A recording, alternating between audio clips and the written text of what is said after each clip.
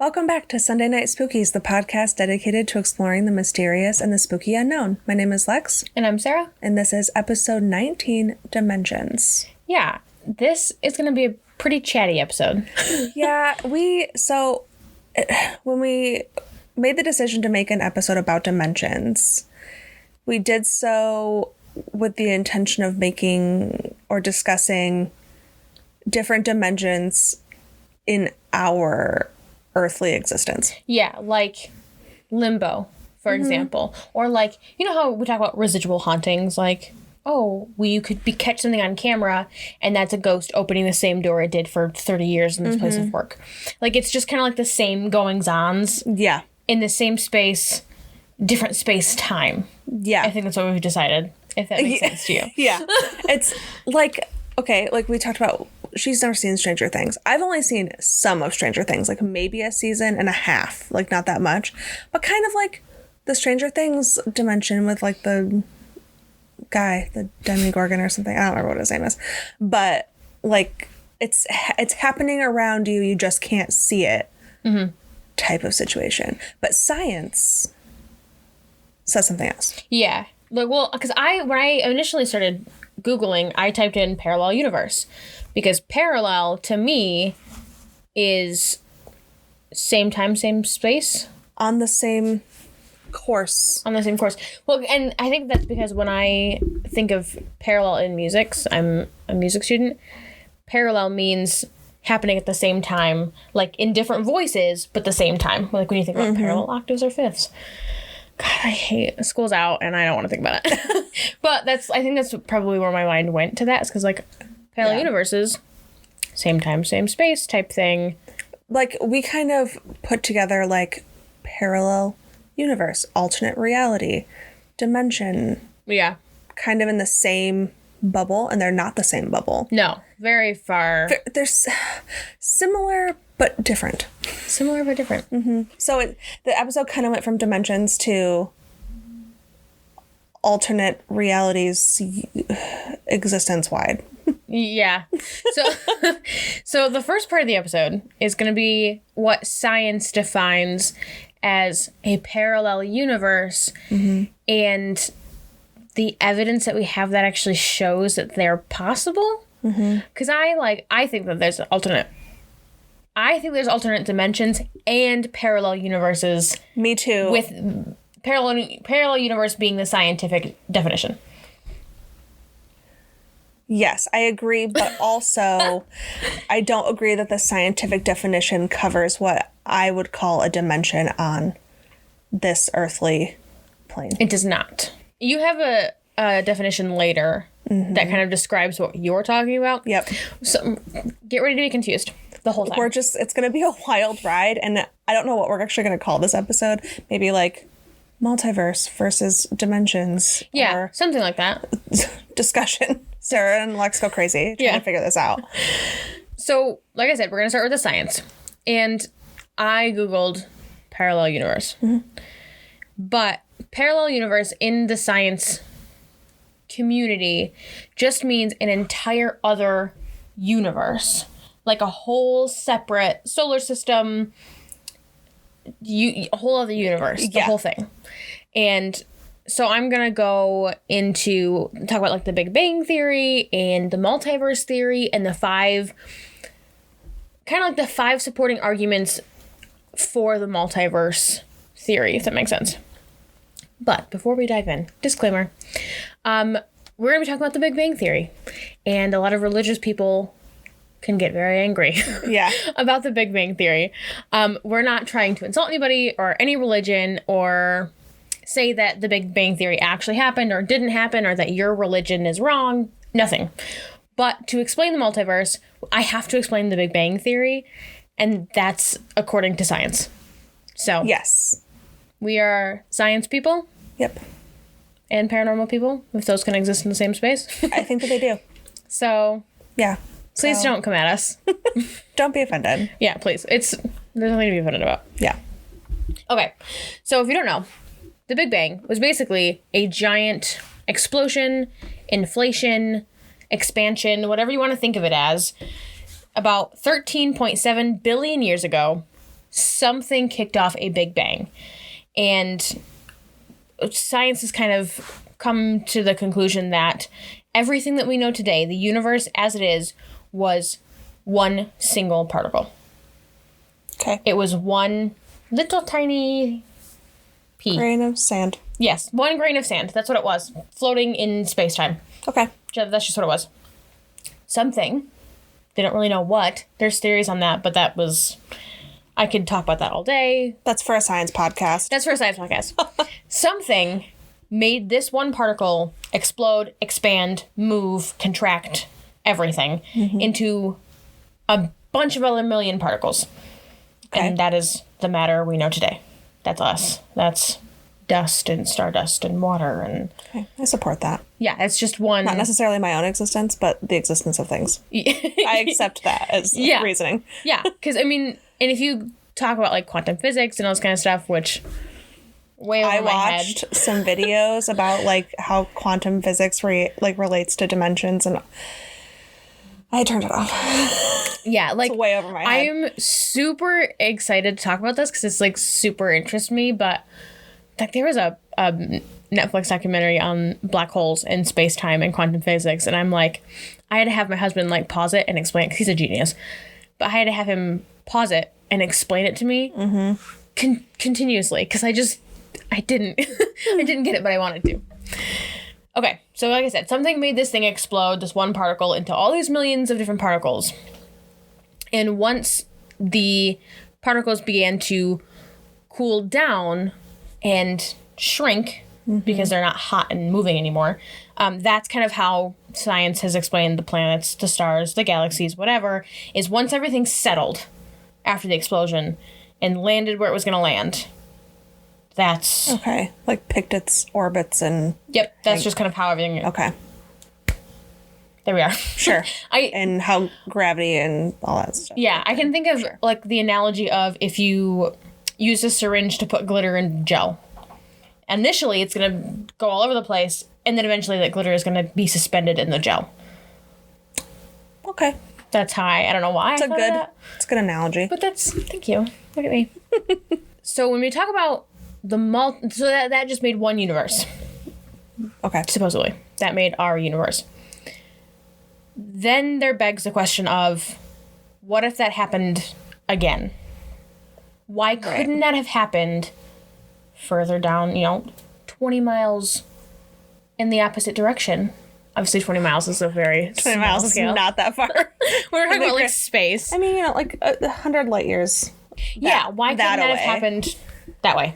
I mean, for probability's sake, I would say it's unlikely that there would only be one grain of sand full of universe floating around. Full of universe. Right? Yeah, well, yeah, and that's why people are...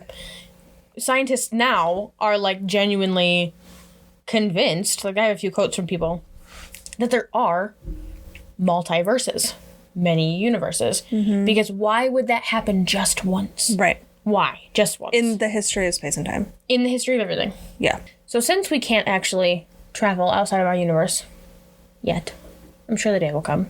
History repeats itself. Like I said in the beginning, there's 5 theories to support the multiverse. And here we go. We're just going to dive in. One is that there are infinite universes. Yeah. And this basically says that we don't, like I said, we don't know, we're not able to travel outside of our universe, but the Big Bang itself suggests that there could be more Big Bangs. And so this theory is simply, there just could be more. Well, because just could be if infinite. one is possible, more are possible. If one became possible, then other could have been possible, can be possible. That's a whole theory in of itself, and we'll get there. Because that's a whole thing. Okay. The next one is a bubble universe, and this specifically comes from Tufts University cosmologist, whatever you want to say, Alexander Valenkin. Based on his research, he basically says if you look at space-time in its entirety, you have this one thing. Okay. Some of the areas in space-time will stop expanding, kind of like how our Big Bang expanded to a point and settled. There's going to be more points in space-time that continue to inflate bigger than ours. There's some that are not going to be as big as ours, as our universe. Sure. So he basically says you can look at it at our universe as one bubble among many. When you have like a bubble bath or you blow bubbles, they're all different sizes, they're all different shapes. Some pop, some don't, whatever. He basically says that, again, kind of like the infinite one before, we are just one among many Big Bangs that have happened. Okay. And we're all different shapes and sizes. He also talks about how like the laws in physics are going to be different in those bubbles compared to ours because they're either larger or smaller. So their laws of physics, based on their space, based on how big they are in space-time, will be different. And so that kind of... Okay. I don't know how you would calculate that. You probably can't unless you go there. Someone can calculate it. Yeah, I'm sure. But that's his theory. We just a bunch of bubbles. Okay. And we're all touching. He said that it's one bubble among this huge network of bubbles. And we're all touching and we're all within reach of each other. And we're all existing in the same space-time. But we are in a bubble. Okay. The next one is the daughter universe. And this kind of goes along with how we both saw a dimension or a parallel universe to begin with. Yeah. This one says, according to this theory, if our universe can follow quantum mechanics, how subatomic particles behave, then other universes have to follow that as well. Therefore, they have to follow the laws of probability, which is what you were talking about. If they follow the laws of probability, the probability of another Big Bang is not that far off. No. Like you said, if one can happen, the probability of another happening ours is super high. Right. And that's all that theory is. I'm trying to think of like other things that like could happen. Like if one flower can bloom, many could probably bloom. Yeah. Like it's just like it's as just, simply put as that. Just that's what it is. Probability. Yeah. The next one is, I don't really know. This one confused me. Oh God. This is the only one that confused me in the fact that I did not know what the point of the theory was. And I was reading this from space.com. It was a whole article basically supporting or denying the existence of the multiverse and basically both sides. This is called the mathematical universe theory. This theory explains that the structure of mathematics may change depending on which universe you reside in. And that's the basis for the theory. To me, that doesn't sound like a basis for a theory. It just sounds like a theory about how math works. How math works in the universes that are existing. That's what I thought. But it was on the list, so I thought I would include it. Okay. Max Tegmark of the Massachusetts Institution of Technology, I got through that, guys, is quoted as saying, quote, "A mathematical structure is something that you can describe in a way that's completely independent of human baggage." And by that he means math happens no matter if humans interfere or not. Math is all around us. It's kind of a cool concept to look into. I hate math. Oh yeah, me too. But it's everywhere in every bodily function, in life itself. There's a mathematical equation to go along with it. There always is, always will be. Yep. So basically that's what he's saying. Independent of human existence, there's going to be math. To go on, I really believe that there is a universe out there that can exist independently from me that would continue to exist even if there were no humans. And that's his point. If math exists here and is found in all life, there must be another universe where math also exists in a different form. Yeah. With or without human existence. Yeah. I don't know why that's on the list. I kind of feel like that is like a part of that needs to be a part of another theory, I think. I feel like that one and the previous one are like kind of joined in hand in being a theory about how it works. Yeah. And not necessarily if it is a thing. Yeah. And so, like I said, that one was kind of dumb to me. This one I'm really excited for. And this is the one that I was talking to you about when we were doing our research. I really hope that I have a reaction. Otherwise, that'll be awkward for you. Well, because we were talking about, like, I can't wait to explain this to you because I think you're going to have a cool reaction to it. Okay. Now, this one is called Parallel Universes. Okay. And this one kind of goes along with our discussion from earlier in a way. Okay. But it adds math into it. Oh, God. So I don't really want to be... Just scrap it. I'm out. Nope. Okay. So, if science explains that space-time itself is an infinite, flat being, it will go on forever in either direction, therefore it has no shape. So, describing it as flat is just a way to say infinite, because if it's flat, it's going to be flat, but it's infinite, so there's no shape. You can't really put a shape to it. The number of possible particle configurations based on the matter in this world and the Big Bang and all this other crazy quantum stuff that I'm not going to go into. Sure. Science has gotten it down to a completely exact number of times that the particles from the Big Bang can reconfigure themselves. So. How do they know that? I don't know. I'm sitting here like, I barely know a solid multiplication table. I can't tell you 2 rows of it. So, and this is true. They have an exact number. Okay. Well, an exact equation. The number is too large. Okay. So the exact equation that of possible particle configurations would be 10 to the 10th power to the 122nd power. And that is whatever number that comes out of that is the amount of times, exact amount of times. I didn't know there could be a second level power. Sorry, go ahead. I just didn't know there could be the particles can reconfigure.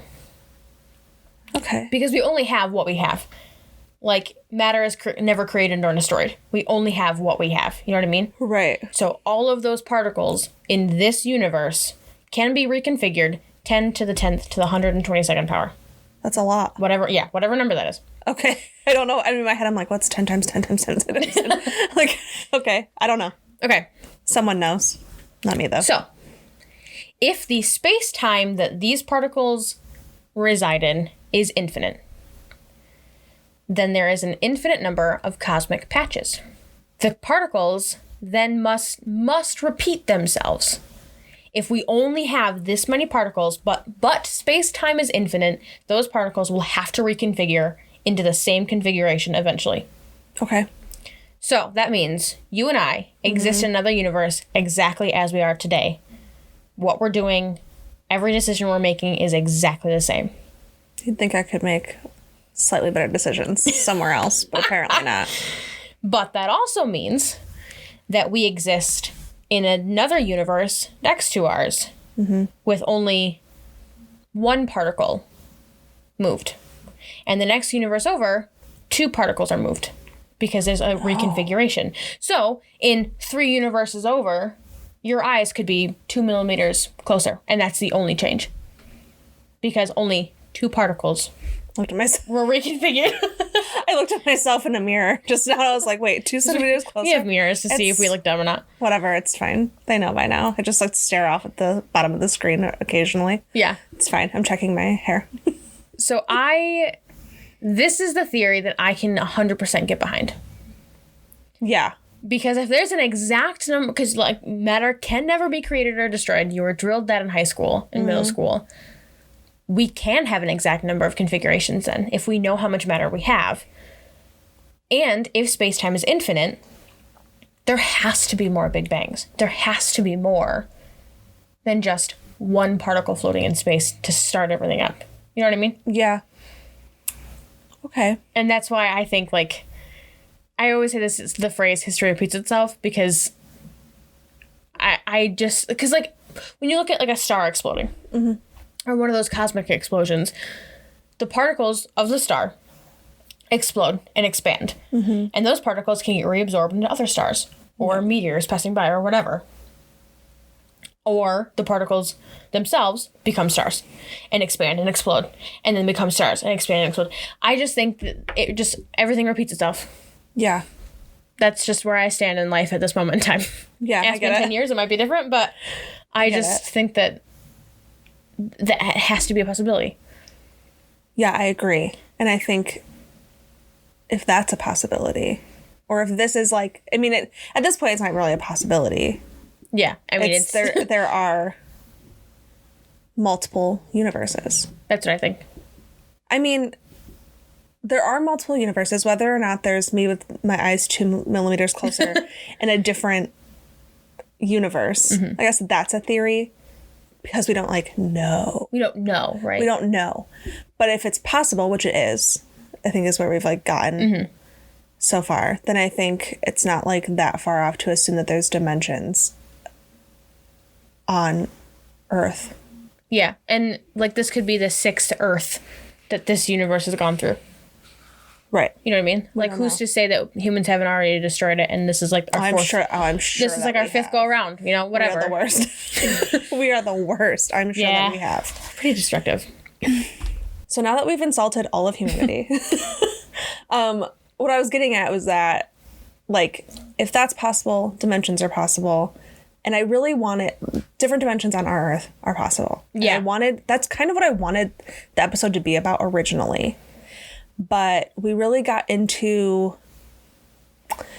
a lot of things that weren't what I was talking about. Well, and when you say dimension, you mean a parallel on this planet. Yeah, so as opposed to a parallel way over there. In a different dimension, so or different universe, or whatever. This dimension, we're sitting here recording this, but in the dimension next, another dimension that resides in the same space, we could be in the pool.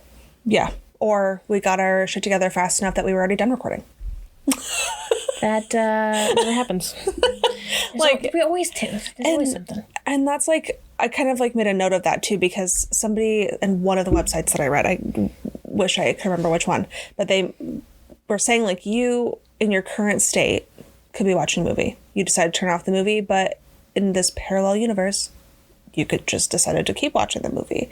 And for every decision that's made or every action that's done, there's a parallel to it. Mm-hmm. And that came up in my research as well. Mm-hmm. But that came up in the context of that happening on a different planet in a whole different universe. Yeah. As opposed to just here. We're here, but also in the same exact spot in a different dimension, an alternate reality. Mm-hmm. We're sitting here doing something else. And I kind of think of the movie, the Insidious movies when you talk about that. Mm-hmm. And I know that's a little bit different because the kid's in the astral plane. But they go through the same house and people are in that house doing things. Yeah. When they're, when dad's went into this dimension or whatever to find this kid, they're walking through their own house. Yeah. And that's just what that reminds me of. Mm-hmm. And it really reminds me of Limbo. But I think Limbo, for our purposes, is just different than an alternate reality, alternate dimension. So when I think of Limbo, I think, not only a video game, great game. It's just a cool little game. But I also think of specifically spiritual and being wanderings. Void. Yeah. Not necessarily a ghost haunting this house. Mm-hmm. I think of Limbo almost as just a never-ending void. Yeah. That is on Earth. So if I'm in Limbo, I could be walking through the house right now in Limbo, but we wouldn't be here. Right. If I was a ghost, I couldn't see us sitting here doing this. It's just this dark void type empty. Because when I think of Limbo, I think of a negative. See, when I think of Limbo, I think of the inability to communicate in either direction. Okay. But also maybe, because I don't know, because Limbo, I think there's we're going off topic with Limbo. Well, maybe we'll do an episode on it. Who knows? Yeah, if you guys want an episode on Limbo, that'd be cool. I don't want to get too far into it. I don't want to waste all the content for the next episode. But, I think there's, spirits who haven't passed over. Mm-hmm. But I don't necessarily think that's Limbo. I think you haven't gotten to that place yet. You don't feel comfortable doing it yet. Yeah. And that's why you're able to communicate. But for me, Limbo, I feel like you're just, in a void, cannot stuck. Communicate in either way. Yeah. And maybe we can do an episode about Limbo and the 7 dimensions, or however many dimensions, in a spiritual context. The planes of existence. Because that came up a lot for you too. Yeah, and we didn't really want to go in a religious direction with this, mostly because neither one of us is very well versed in religion in general. Yeah. I don't know enough to speak on it, so I'm not going to. But the 7 planes of existence, we looked up a lot of different terms to Google desperately find dimensions and try to figure out what we I was specifically talking about when I brought up dimensions. And like the astral plane came up, the mental plane came up, the 7 planes of existence came up, but nothing really touched on what I actually wanted to talk about. But I did find a definition for what I'm referring to. Yeah. Yep. And I'll just read it. It says a parallel universe, which I think is just it's just different. Also known as an alternate universe or alternate reality, and it's a hypothetical self-contained plane of existence coexisting with one's own. The sum of all potential parallel universes that constitute reality is often called a multiverse, which is what you were talking about. Mm-hmm. And so they're very similar, but I'm not talking about a different me in a different world. I'm talking about a different me in a different plane of existence here. Yeah. And I think that's kind of hard to grasp when you think about it, because when you think of like here, there's just air here. Mm-hmm. And I think it's hard for people to think about like the fact that there could be completely other versions of yourselves living simultaneously with you doing slightly different things. Yeah, in the same space. Mm-hmm. And I think and it's even hard for me to grasp, because I wouldn't even know how do you explain that to somebody? Like, how do you explain, like, I guess when people say, like, the fabric of time and space, that's how I would describe it. Our air could just be fabric in between somebody else's air. Oh, wow. Here. My mind is like, that was really good. That was really good. Oh, I liked that. There we go. I liked that a lot. Because that's kind of how I think about it, too, because, like, it's not, because limbo is different. Mm-hmm. Limbo's a void, to me. Yeah. Maybe we'll figure out what it is scientifically if we ever look it up. If that's even a thing science has ever done. But yeah. I think feel like that's our air is the fabric between. The veil between. Somebody else's air. Yeah. Why are we probably talking about this? A different dimension like right now. Yeah, probably. So we didn't really make an episode about dimensions per se. Mm-mm. So, because we couldn't find anything like we like to have at least some research / science based / evidence.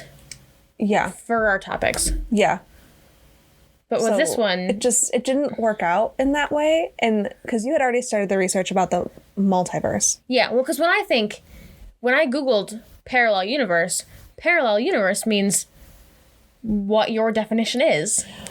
Because I think of parallel. And I was just hoping I was going to get to that in the research, because I already started making my show notes, and I'm like, maybe we'll get there. Maybe in the theory section we'll get there. Yeah. And I never did. And they're similar enough that, like, I get it. And maybe I'm just wrong about what a dimension is. But I feel like it's, to me, I don't know if it's just like Stranger Things that just like makes me think that. But I feel like I've seen other movies and stuff that make me think that a dimension is here. Yeah. Also out there. But that, to me, that's like multiverse and parallel universe out there. Yeah. But, so, you know, we did what we did. Yeah. And I think it's like hard to explain one thing without the other either. I think it would, yeah, no. Well, there can't be one without the other, hypothetically. Yeah. So my research wasn't in vain, and I still got to talk about space. Yeah. I'm happy. Definitely mysterious. Yeah. Well, and it kind of fucks you up a little bit to think about. Yeah. Oh, yeah. Because you're sitting there and like, especially like what if I touch something? You know what I mean? Existence, or the sheer size of the existence of space and time. I mean, it's infinite. It's infinite. And that, like...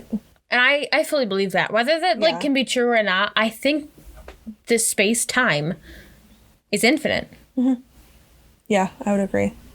I'd agree with that.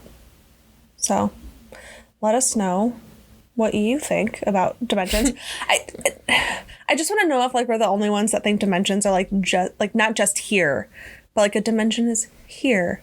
Parallel universes might be like out there. Yeah. I don't know. We want to know if we're crazy or if you have... Well, no, I am crazy. Thank you for coming to this episode. Thanks for coming to our TED Talk. But I'm curious to know what other people think about the multiverse versus parallel universe versus alternate dimension. Then this is just I'm gonna end on a really interesting note. That begs the question, are aliens really alien green goblin type things with big heads and 3 fingers. Or are they us? Or are they us? Okay, I'm not ready. I'm not prepared. From a different universe. That could a be a different parallel universe from space and time. Okay.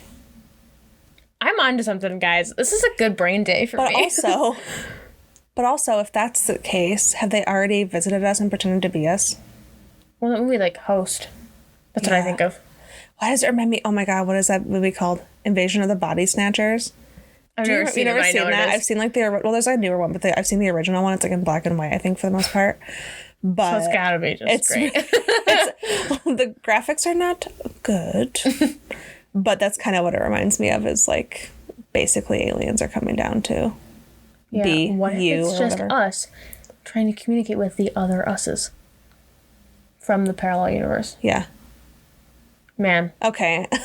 We gotta end it before we really now that start. I've got a headache. Let us know what you think about this universe, alternate dimension, all of it. We want to know. You can reach out to us on any of our social media sites. We are on Instagram, Facebook, YouTube, and TikTok at Sunday Night Spookies, and on Twitter at Sunday Spookies. We also have some links in our description box. One is for our Buzzsprout. This is the hosting website we use for all of our podcasting needs. It's awesome. Mm-hmm. Everything is in one place. Log on to one website, and I have all of these different tabs where I can manage everything we need to manage for the podcast.